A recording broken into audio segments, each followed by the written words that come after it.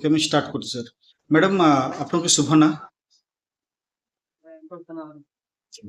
ये जोरे कहते मैडम कल्पना बेहरा कल्पना बेहरा ओके मैडम मैडम आपन घर कोठी बांसुपा हंसपाल क्यों सर मैडम आप प्रॉब्लम कौन फेस करथिले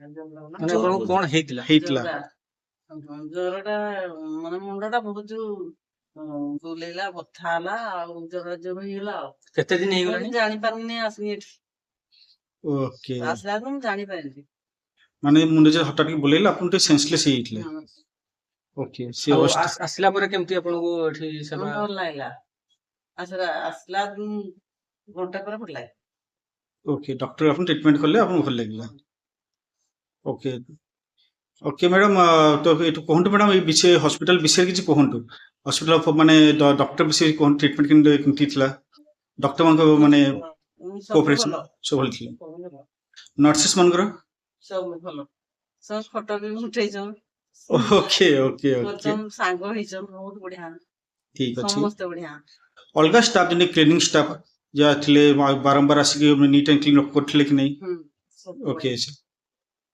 ओके आ मेडिसिन स्टाफ विषय किछि कहबे कि सेमने केमति थिले केमति सब भल थिले ବଢିଆ। ସବୁ ଭଲ ओके ଫଟୋ ଆପଣ ଉଠେଇଛ ମୋ ସାଙ୍ଗରେ ओहो बहुत भल कथा आपन से माने जदि आपन के रिलेटिव जदि तांको कोनसी देहर की प्रॉब्लम ले किछि प्रॉब्लम भगवान न करे हो बोली कि जदि के बाय चांस के जदि हुए ताले आपन टिके एडवाइस करी मार्टारी हॉस्पिटल को आसे पे କହିବା ଆଜ୍ଞା ଆସ। Okay okay madam thank you madam हम रिसीव होगी सर आपन को शुभ ना ब्रह्मानंद बेहरा आज्ञा सर आपन घर कोठी सर बांसुपा आज्ञा सर आपन को उद्देश्य रीते आसितले निशासंगर ज्वर होला 3 दिन 4 दिन होला ज्वर आज्ञा आज्ञा तो आदत चलला नहीं तो विषम बढ़िबार लागिला तो चल ट्रीटमेंट रे मु जानि नथिले जे गुटे दिटा पूरा भूल रही होला जो ब्लड चेक करिया रे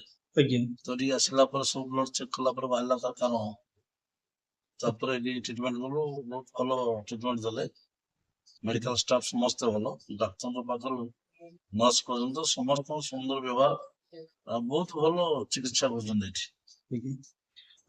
रोगर कारण कोन थिला रोगर टाइफॉइड थिला टाइफॉइड आ तापरे डेंगू टेस्ट हे नथला डेंगू बारिला पॉजिटिव ओके तो बिल्कुल कथा कोई पार नथले बहुत मुंड बिंदिला ज्वर भीषण रहिला तो जहाँ 2 दिन ट्रीटमेंट पर बहुत भलो आरोग्य लाभ कले आ डॉक्टर भी कहले अपन 3 दिन मिनिमम डोज लाभ पड़ियो व्यस्त लेबो नै धैर्य सहित भी तपर थाम सारा में मेडिसिन ग्रहण हो ठीक है एबे तो बहुत सुस्त है ଏଠୁ ଗଲା ପରେ ଆପଣ ରିଲେଟିଭ ଲୋକମାନଙ୍କୁ हाँ निश्चित भाव जिले में गोटे स्वागत योग्य मान मेडिकल आज्ञा जो माँ ताने गोटे अधिष्ठात्री देवी केन्दुझर जिला ताको नारे हेची माने प्राणींकर जो आशीर्वाद ता मेडिकल पर रो एवं समस्त रोगी मान ऊपर रो आउ समस्त जो मानकर अर्जेंट जो मानकर सीरियस रोगी एटे कि भलो होंतु आउ सेवा पातो मेडिकल भी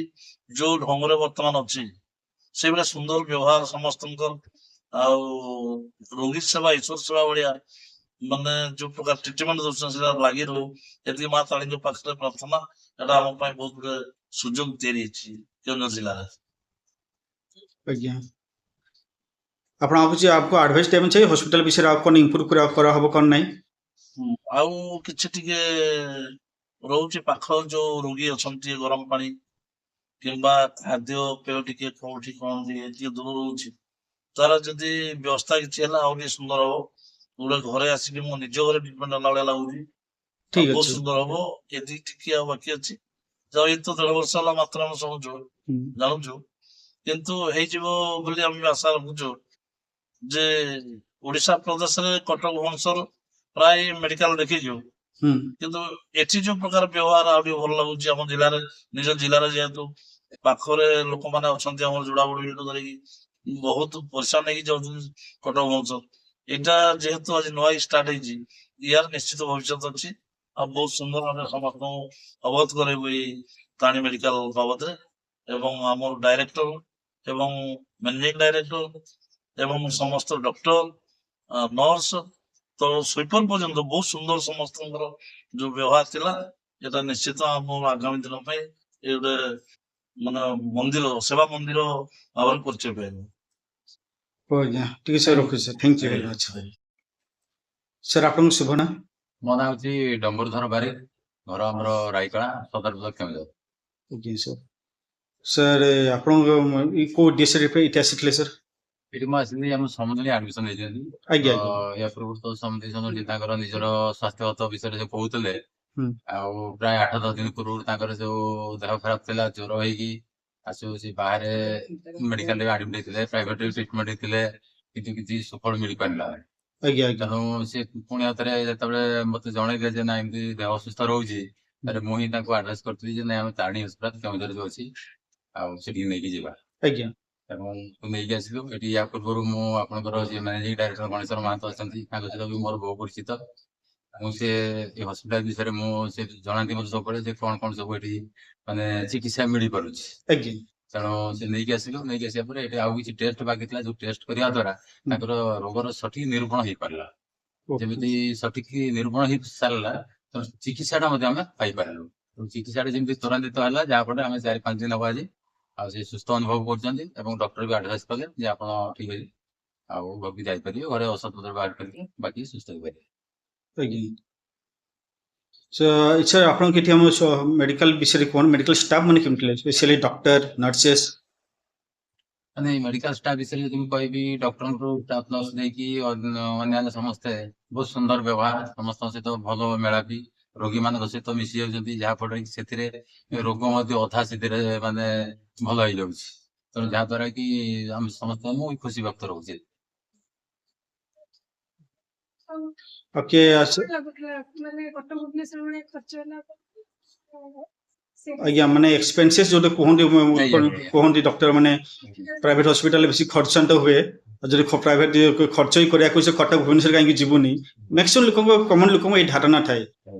କେଉଁଝରରେ ଏଇଭଳିଆ ପ୍ରାଇଭେଟ ହସ୍ପିଟାଲ ଆପଣ ଆସିଲେ, ଏଇଟା ପାଇଁ ଖର୍ଚ୍ଚ କେମିତି ଲାଗିଲା? ମାନେ ଏଇଟା ଗୋଟେ ଭଲ ଜିନିଷ, ମୁଁ ବି ଏ ମାଧ୍ୟମରେ ଜଣେଇଦବା ପାଇଁ ଚାହୁଁଛି ଆମର ଜିଲ୍ଲାବାସୀଙ୍କୁ ମଧ୍ୟ ଯେ ଆମେ ୟା ପୂର୍ବରୁ ଆମର ଗୋଟେ ମାନସିକ ଥିଲା ଯେ କଣ ନା କିଛି ଗୋଟେ ରୋଗ ହେଲା ଆମେ ଯିବା କଟକ ଭୁବନେଶ୍ୱର ଯିବା। ଆଜ୍ଞା ଏବଂ ଏଇଟା କିନ୍ତୁ ସେଇ ଚିକିତ୍ସାଟା ଆମେ ଏଇଠି ଆମେ ବର୍ତ୍ତମାନ ମିଳିପାରୁଛି।